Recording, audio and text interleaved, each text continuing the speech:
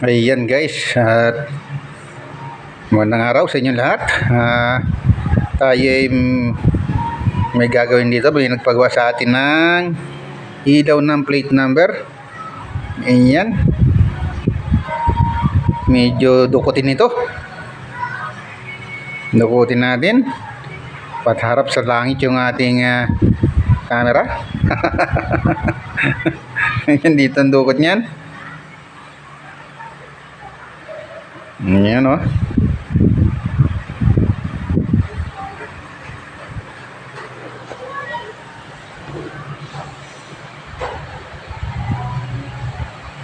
Ayan, medyo ito pahirapan, medyo sikip yung ating mga kamay dito.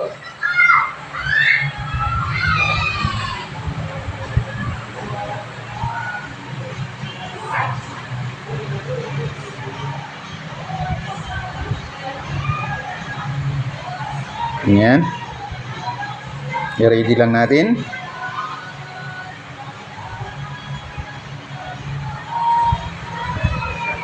Medyo talaga mahirap yung itong dukutan. Hindi naman tayo mandurukot.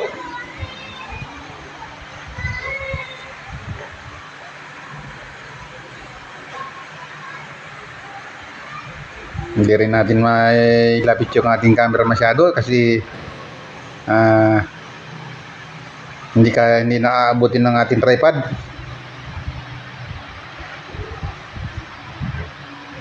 Ayan.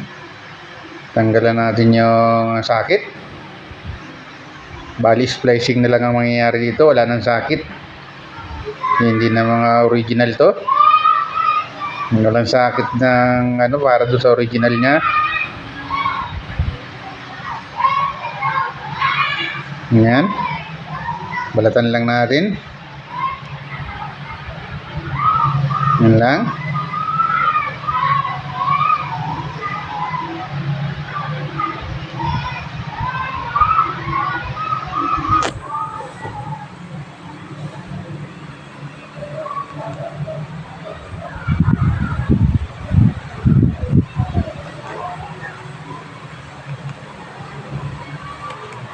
Medyo tamang lang tayo nito.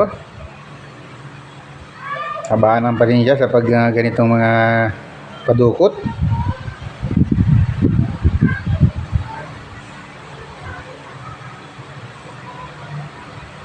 Bukas ay mayroon pa tayong may papakabit pa itong paglight. At hindi natin kaya ito ngayon. Abutin tayo ng dilim. Medyo hapon na siya nagpagawa. Yan, iniwan na sa atin yung kotse. Para daw magawa natin.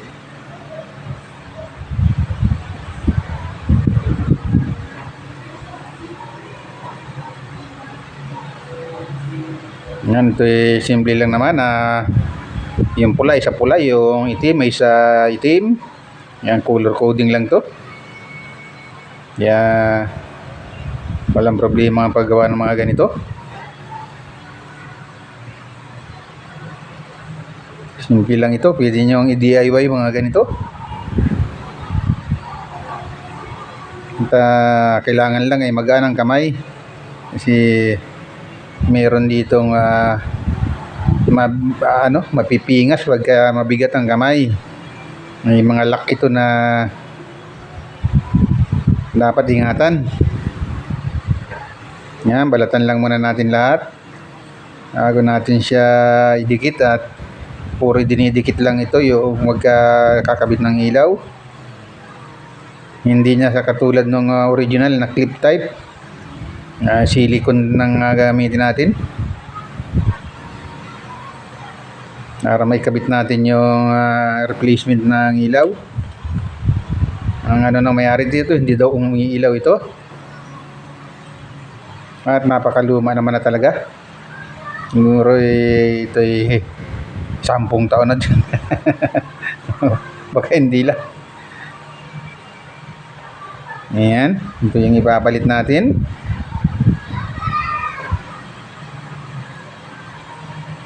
At medyo undersize siya dun sa original. Ayan. Kabit lang natin yung protection niya na may pandikit.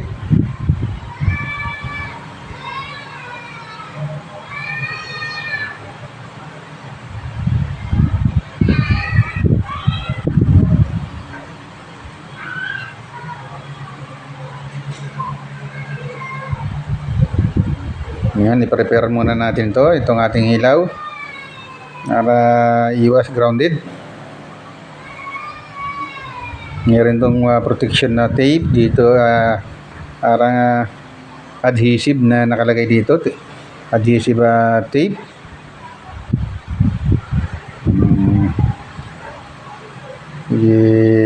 Yan, kinabitan natin.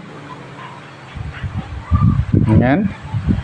Yan natin pasok dyan.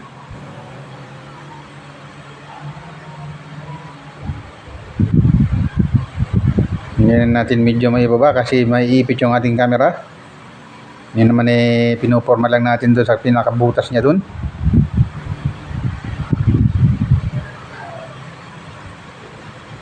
Nandito talaga sa loob ang trabaho nito.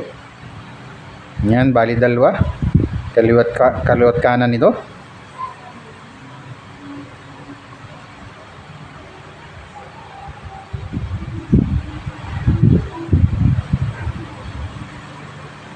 Yan.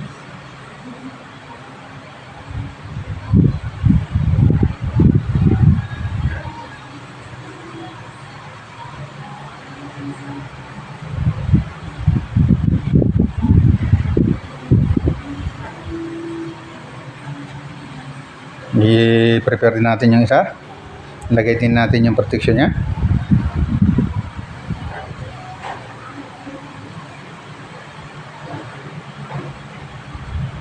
Bawal kasi ang walang ilaw sa plate number.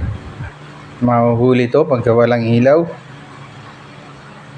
Yan, lagi dapat nag-check ng mga ilaw-ilaw kasi mahal ang multa ng walang ilaw sa plate number.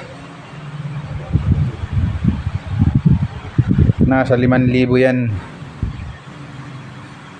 Sayang ang 5,000 mo pag nahuli ka. Lagi dumaan sa expressway o toll gate. Yan, mahuhuli ka sa toll gate niyan pag nakitang ikay walang ilaw dyan. Yan.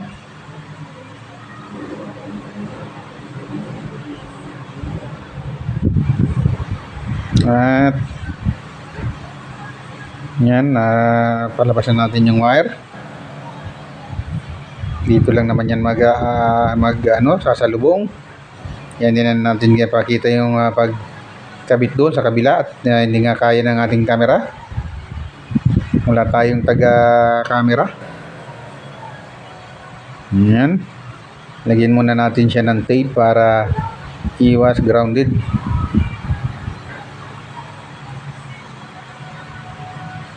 Yan, isuotan natin ng tape dyan.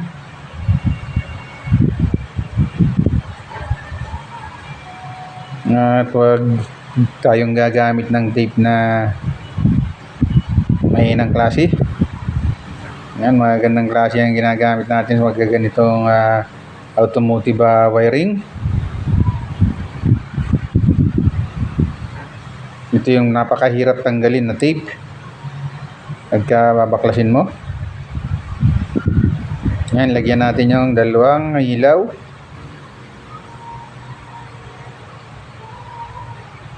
Para hindi siya mag-grounded pag nagasgas sa bakal. Yan. Hindi natin maiwasan na mag-vibrate ito pag tumatakbo na.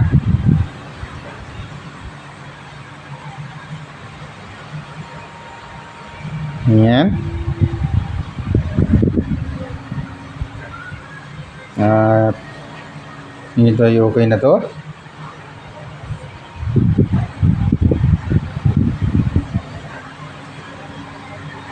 Putulan lang natin at masyadong mahaba. Dapat eksakto lang. Putulan natin.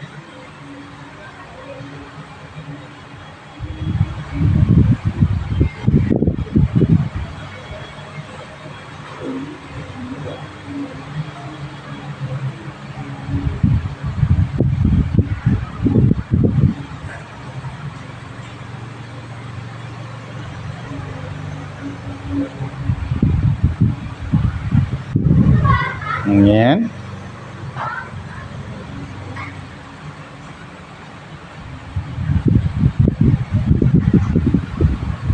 Ito ang ganito ay nakakabit din sa park light.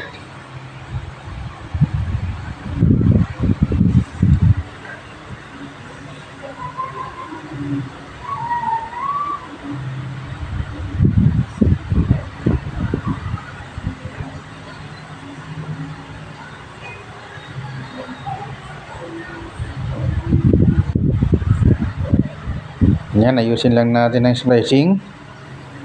Kailangan hindi siya basta-basta matanggal. Pagka matakbo, yan, kailangan na lagi sigurado pag wiring.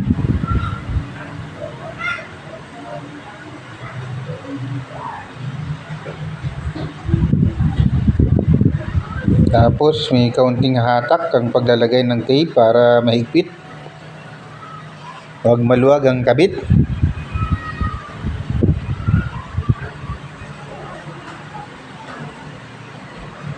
Yan. At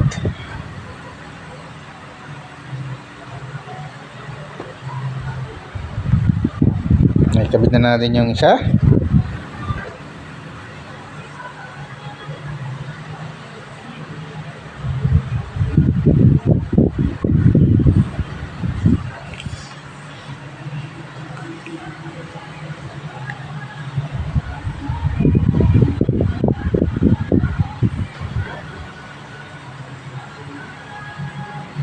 Yan.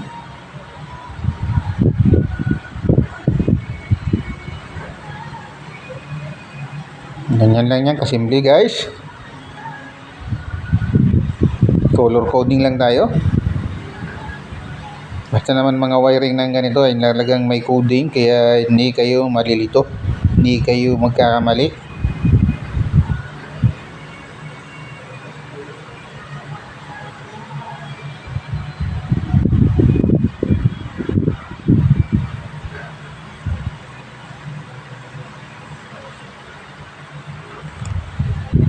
Ayan. Tinayos natin, medyo nagalaw natin. Hindi na natin pinakita yung paglagay ng silicone dyan para dumikit yan. At yun naman ay pinapahid lang dyan. Pinapahid mo lang yan. Tidikit na yan. Ayan. Medyo na-disforma lang yan doon sa taas, kaya inayos natin.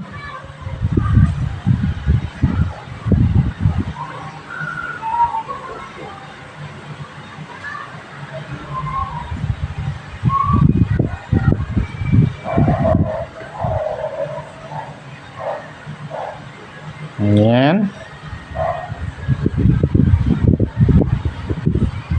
Ayusin na natin ang pagkakatape.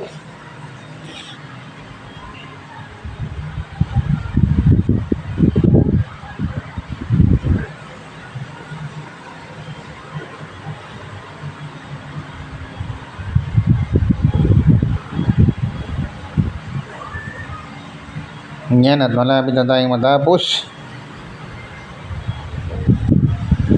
Saka natin siya testing kung okay na. Kung iilaw na siya.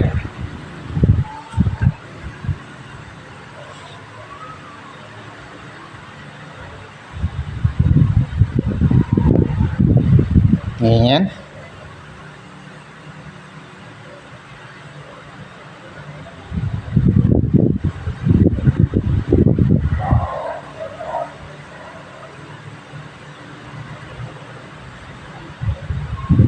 Medyo patingala talaga ang ating banat dyan.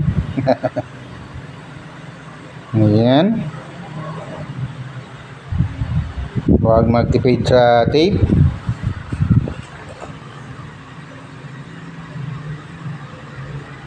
Ayan.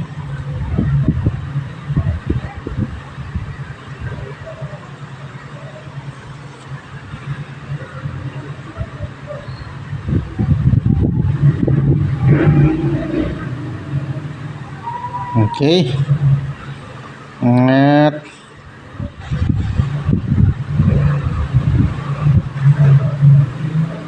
malapit na tayong matapos.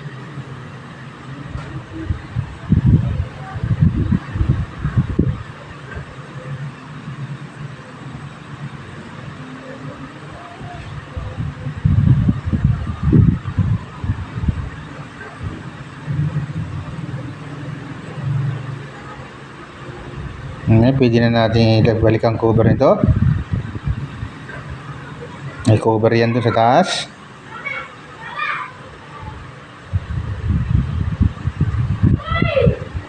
Ayan.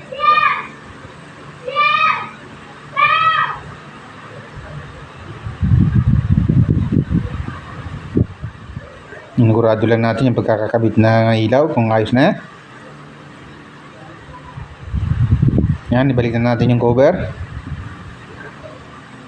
At hindi ko napapakita sa inyo dahil nasa langit.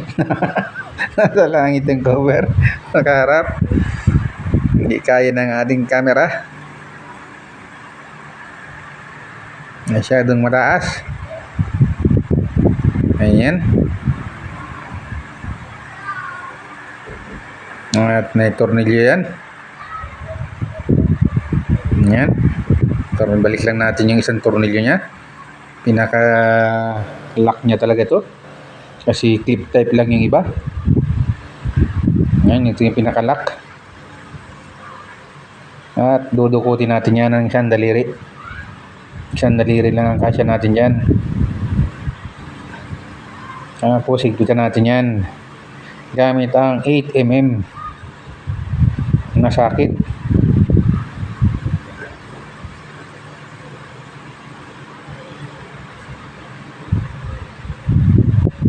Ayan.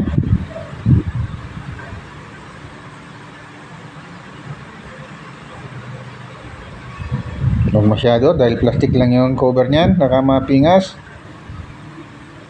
Huwag panggigilan.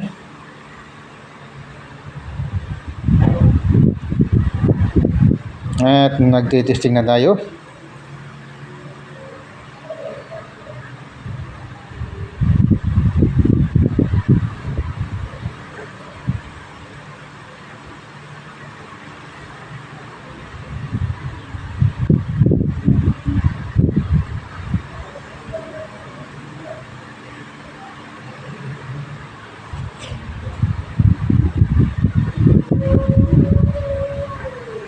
Yan, stay put lang. Titesting na natin to.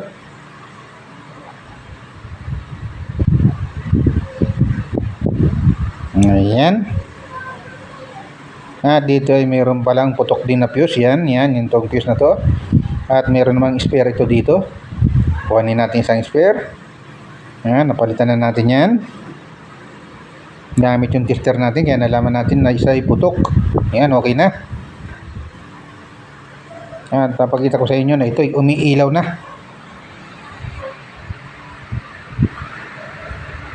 Yan, ikot yan yun, nakailaw na. Yan, thanks for watching guys. Ganyan lang kadali yan. Yan, nakailaw na yan, oh. Okay na. Yes, subscribe na lang mga brad.